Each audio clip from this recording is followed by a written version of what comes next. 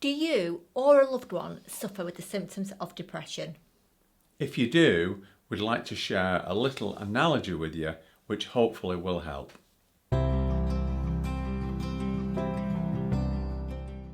The National Health Service, they define depression as, they say that most people go through periods of feeling down, but when you're depressed, you feel persistently sad for weeks or months rather than just for a few days.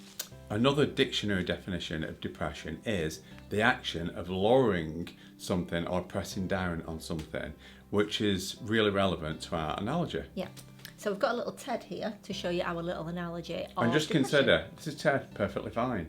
But he goes through life and starts off, firstly, he doesn't feel like he fits in at school and he's got maybe a bit of separation anxiety with his parents. Yeah. That's pressing down on him. Maybe then parents are arguing at home, sees things that he shouldn't see, maybe has his heart broken, maybe experiences grief, maybe experiences like a loss of a job, or just sort of things generally in life that aren't great. But essentially, just consider all these things are pressing down and making him feel depressed.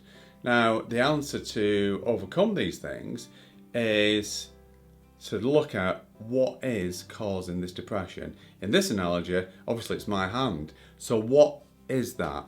And it won't just be one thing, it can be several things, but what are those things? And the best way to find a way to deal with those things is to make a timeline and look at those individually. Yeah, now obviously the first thing you should always do is speak to your doctor.